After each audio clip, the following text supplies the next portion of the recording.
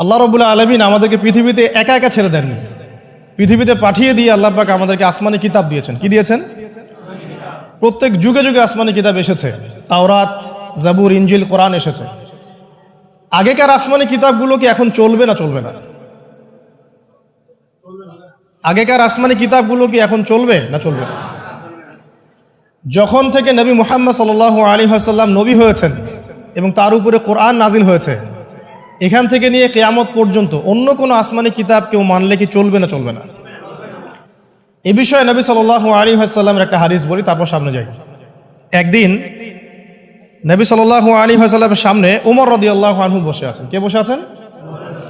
ওমর রাদিয়াল্লাহু আনহু নাম তো জানেন, ইসলামের দ্বিতীয় খলিফা। নবীজিকে বলছেন যে তাওরাতে কিছু সুন্দর কথা আছে ইয়া রাসূলুল্লাহ। এই কথা বা এই স্টেটমেন্ট শোনার সাথে সাথে নবী সাল্লাল্লাহু আলাইহি ওয়াসাল্লামের চোখ মুখ রাগে লাল হয়ে গেল। হাদিসটা মিশকাতে আছে। রাগে লাল হয়ে নবী সাল্লাল্লাহু আলাইহি ওয়াসাল্লাম বলছেন যে ইয়া ওমর, হে ওমর, তুমি আমার সামনে তাওরাত পড়ছো? জেনে রাখো, লাউ কানা মূসা হাইয়ান, যদি মূসা আলাইহিস সালাম এখন জীবিত থাকতো। তাওরাত কার উপর নাজিল হয়েছে?